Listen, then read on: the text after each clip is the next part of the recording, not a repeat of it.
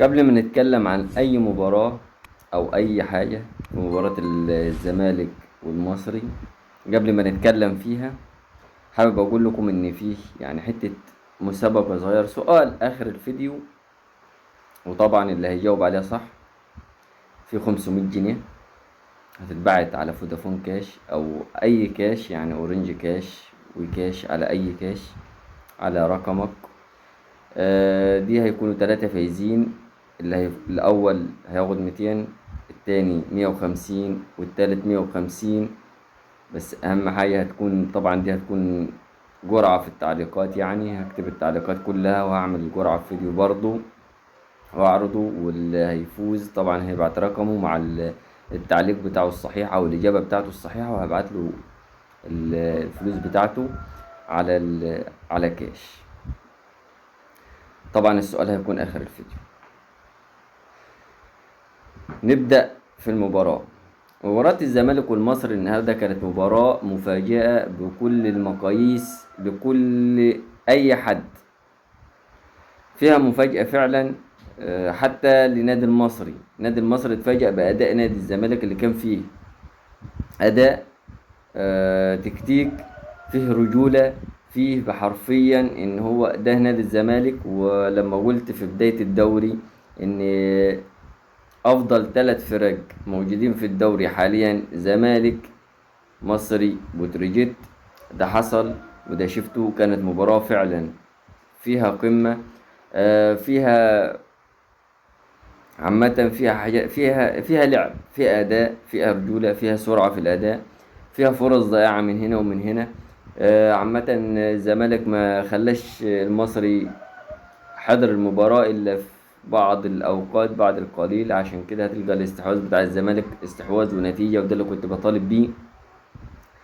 هتلقى الاستحواذ يعني 66 67، يعني الاستحواذ بتاع الزمالك مقابل 33 34 المصري. وفعلا الزمالك عطى المصري درس كروي، انك ما تاخدش بأي نتائج سابقة. اوعى تاخد بأي نتائج، النتائج السابقة دي ما تاخدش بيها. مش معنى ان هو اتغلب من وادي دجلة ان معنى كده انك انت تنزل، مهما كان الزمالك زمالك والاهلي اهلي. يا جماعة انتوا عايزين الدوري، الدوري اهلي وزمالك، اهلي زمالك. لا تقول لي بيراميدز ولا تقول لي اسماعيلي ولا تقول فرق جماهيرية، فرق كبيرة، انما الدوري معروف اهلي زمالك. لو كان غاب عنه الزمالك 3 4 سنين حتى عن المركز الثاني، فده عوامل طبعا داخل النادي، وطبعا العوامل اللي احنا شايفينها دايرة. لكن احنا خلينا في الكورة. عندك الزمالك نزل بتشكيلة، طبعا بيلعب بتشكيلة بيلعب بتشكيلة اللي هي 4 2 3 1. محمد صبحي، عمر جابر، حسام عبد المجيد، محمد اسماعيل، بنتايج، دونجا، السعيد، ناصر ماهر، خوان بيزيرة، الدباغ، وادم كايد. طبعا تشكيل المصري نفس التشكيلة 4 2 3 1.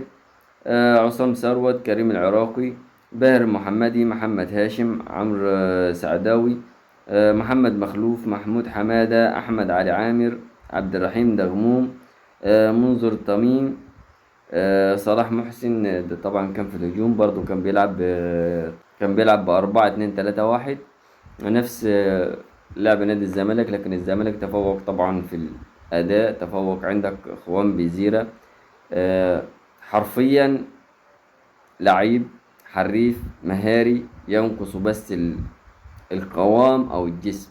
لكن الزمالك فعلا اخذ المصري ورا مصنع الكراسي، حرفيا اخذ ورا مصنع الكراسي.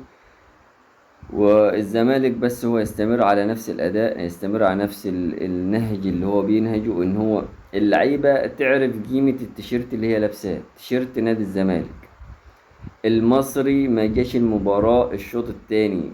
انا برضو كان في اعتقاد الشوط التاني لما لقيت ان الزمالك بيلعب بطريقة 4 4 2، نزل فعلا حرفيا من بداية الشوط التاني ب4 4 2، قلت هيدافع. لكن برضو عمل ريسك كده، طلع لعيبة ونزل لعيبة تانية، هاجم بيهم فعلا. كان هجوم عامة، هجوم نادي الزمالك عامة ظهر في المباراة دي. آه، أخد لعيبة المصري في منطقة وهو لعب في منطقة تانية خالص، خالص نهائي.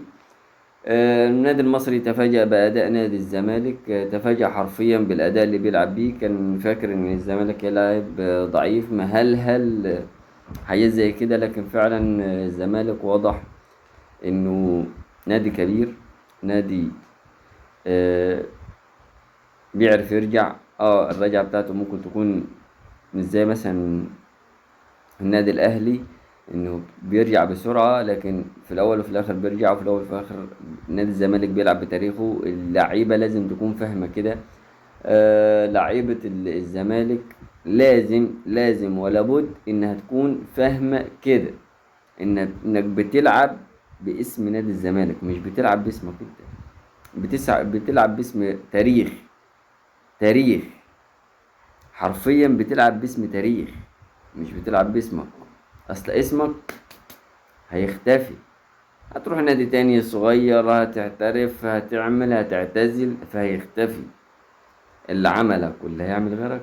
الأندية دي إذا كان زمالك أو أهلي، وطبعا يستحقها. هدف العدي الدباغ في الدقيقة 30، طبعا ده كان اللي هو كان حب يطلعوا الدفاع. عفوا، في شوية تعب بس. حب يطلعوا الدفاع، فجت في القائم، ردت، كمل فيها عدي الدباغ وجابها هدف فعلا. بعد كده شوط اول متوازن ومتعادل في كل شيء، سيطرة من الفريقين على الهجوم هنا وهنا. هدف الزمالك بتعاون ودفاع قائم المصري. بعد كده عندك انت الزمالك الشوط الثاني بيلعب ب4-4-2. المصري الشوط الثاني برضو قلب على بطة بلدي، حرفيا الزمالك خلاه بطة بلدي، حرفيا خلاه بطة بلدي. بعد كده عندك خروج آدم كايد وعدي الدباغ ونزول عمرو ناصر وعبد الحميد معالي. 63 عمر جابر من هدف بعد مهارة من ألفين بزيرة أو خوان بزيرة. اللعيب ده تحس إنه مولود في نادي الزمالك، حرفيا تحس إنه هو مولود فعلا في نادي الزمالك، حرفيا مولود في نادي الزمالك. تحس إن هو عنده حمية عن كل الموجودين، حرفيا والله العظيم عنده حمية عن كل الموجودين في نادي الزمالك. كان بيلعب المصري لوحده، كان بيلعب النادي المصري لوحده. تيجي بعد كده دقيقة 86 ضربة جزاء صحيحة 100%. أول ما اتعملت صحيحة 100%، أنا لا أخذ منك ولا عليك، صحيحة 100%. وطرد اللاعب المصري محمد هاشم، بصراحة أنا ما خدتش بالي من الطرد. الهدف الثالث طبعا من ضربة جزاء لعبد الله السعيد، راح لها عصام ثروت، يعني من قوتها أخدت إيده ودخلت. وطبعا نقدر نقول ألف ألف ألف مليون مبروك لنادي الزمالك، 13 نقطة متصدر. أنا قلت لك الزمالك السنة دي لو استمر على نفس النهج هينافس وبقوة، مش هينافس ده، هو ممكن ياخد الدوري السنة دي، ممكن ياخد الدوري في حرفيا. ركزوا بس شوية. طبعا حابب ان انا اقول لكم ان في مسابقة برضو بكرة، او في سؤال برضو بكرة في ماتش مباراة الاهلي وانبي. هيكون يعني سؤال مختلف برضو، بس هيكون في سؤال فيه برضو 500، 200 للاول، 150 للتاني، 150 للتالت. يعني يعتبر النهاردة وبكرة. والسؤال بتاع النهاردة: كم مرة في الفيديو ده قلت اسم نادي الزمالك واسم نادي المصري؟ كم مرة؟ طبعا مالكش دعوة بالمرات اللي اتقالت في السؤال، مالكش دعوة بالمرات اللي اتقالت في السؤال. كم مرة قلت زمالك وكم مرة قلت مصري بس. واللي هيكسب معانا بإذن الله هتحول الفلوس دايركت بإذن الله بعد ما تعرض، بعد ماتش الاهلي وانبي بعد بتاع الزمالك وهيتبعت بتاع الاهلي مع بعضيهم، ويا رب اللي يكسب يكسب من هنا ومن هنا، يعني حي على كدنا. دمتم في امان الله. سلام عليكم.